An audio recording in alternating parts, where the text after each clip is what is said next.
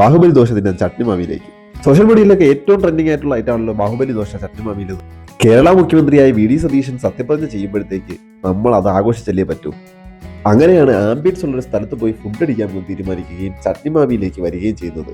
ചട്നിമാവിയിൽ അവർ variety ആയിട്ടുള്ള കുറേ കാര്യങ്ങൾ നിങ്ങൾ വീഡിയോയിലൊക്കെ കണ്ടു കാണും.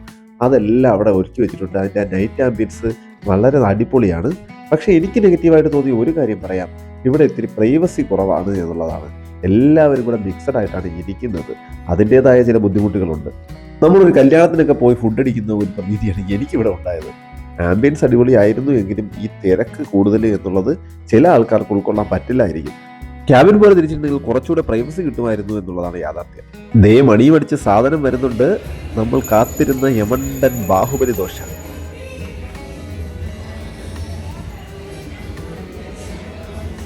സത്യത്തിൽ ഇത്രയും വലിയ ദോശ കണ്ടപ്പോൾ ഇസു അത്ഭുതപ്പെട്ടിരിക്കുകയാണ്. ഇതാണ് നമ്മൾ തിന്നു തീർക്കാനുള്ളത്. ഇത് എങ്ങനെ തിന്നു തീർക്കും എന്ന് യാതൊരു പിടിയുമില്ല കേട്ടോ. കുറേ ചട്നികൾ കൂടെ ഉണ്ട്, കൂടെ 2 വടയും ഉണ്ട്. ഇത്രയും കൂടെ ചേരുമ്പോഴാണ് ബാഹുബലി ദോശ കംപ്ലീറ്റ് ആവുന്നത്. ഒരു ബാഹുബലി ദോശ 4 പേർക്ക് ഒരുമിച്ച് കഴിക്കാൻ പറ്റുമെന്നുള്ളതാണ് ഞാൻ അന്വേഷിച്ചപ്പോൾ അറിയാൻ കഴിഞ്ഞത്.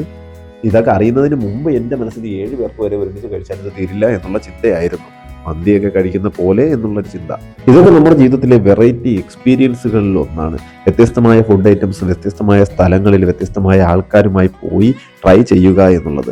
നമ്മുടെ തൊട്ടടുത്ത് തന്നെ ഇങ്ങനെ കുറേ ഫുഡ് സ്പോട്ടുകൾ ഉള്ളത് നമുക്ക് വളരെ അത്ഭുതമാണ്. ഇനിയും വീഡിയോ പിടിച്ചോണ്ടിരുന്നു കഴിഞ്ഞാൽ കാര്യപരിപാടികളൊന്നും നടക്കുന്നില്ല. ആദ്യം തന്നെ ദോശ അങ്ങോട്ട് പൊട്ടിച്ച് ഇട്ടു. പിന്നെ പയ്യ ഓരോ ഭാഗത്തു നിന്ന് കഴിച്ചു തുടങ്ങി. ആശി ചെറുതായിട്ട് കഴിച്ചു തുടങ്ങിയപ്പോൾ തന്നെ ഇസു ഇപ്പോഴും അത്ഭുതത്തോട് നോക്കുകയാണ്. ഇത് എങ്ങനെ കഴിച്ചു തീർക്കും എന്നുള്ള ഒരു ചിന്തയാണ് അവളുള്ളത്. ഇതിനോടുള്ള ചട്നികൾ ഏതൊക്കെയെന്ന് വെച്ച് കഴിഞ്ഞാൽ ചമ്മന്തിയുണ്ട്, തക്കാളിയുണ്ട്, ബീട്രൂട്ടുണ്ട്, സാമ്പാറുണ്ട്, കടലക്കറിയുണ്ട്, കിഴങ്ങ് കറിയുണ്ട്. ഞാനും ആശിയും ഇതിൻ്റെ കൂടെ ഓരോ കോഫി വെച്ച് ഓർഡർ ചെയ്തു. കോഫി നല്ല ചൂടായിരുന്നു കേട്ടോ. സ്റ്റീൽ പാത്രത്തിലാണ് കോഫി കൊണ്ടുവന്നത് എന്നുള്ളത് തന്നെ ഇത്തിരി ചൂടുണ്ടായിരുന്നു. പിന്നെ പഞ്ചസാരയൊക്കെ അലിയിച്ചെടുത്ത് നമ്മളെ മധുരം പാകത്തിനാക്കണമല്ലോ. ഇതെല്ലാം ഇസു അത്ഭുതത്തോടു കൂടിയാണ് നോക്കി കാണുന്നത്. അപ്പോൾ അല്ലു ഓർഡർ ചെയ്തത് മിന്റ് ലൈം ആയിരുന്നു. മിന്റ് ലൈം അടിപൊളിയായിരുന്നു എന്നാണ് അവൾ പറഞ്ഞത്. ആശിയും അതൊന്ന് ഇടയ്ക്ക് ടേസ്റ്റ് ചെയ്ത് നോക്കി കേട്ടോ. പിന്നെ ഞാനും എൻ്റെ കോഫി മിക്സ് ചെയ്തു. എൻ്റെ മധുരത്തിനുള്ള രീതിയിലേക്ക് എല്ലാം മിക്സ് ചെയ്തൊന്ന് ട്രൈ ചെയ്തു. സംഭവം കൊള്ളാം, അടിപൊളിയായിട്ടുണ്ട്. അങ്ങനെ നമ്മളിത് തീരൂല എന്ന് വിചാരിച്ച് തുടങ്ങിയെങ്കിലും ഫുള്ള് ക്ലീൻ ആക്കിയാണ് നമ്മൾ വെച്ചിരിക്കുന്നത്. അങ്ങനെ നമ്മൾ ആ പരിപാടി വിജയിച്ചിരിക്കുകയാണ് ഗൈസ്. നമ്മൾ വിജയിച്ചു. ഫുള്ള് ക്ലീൻ ആക്കി കൊണ്ടുവന്നു. Table full clean.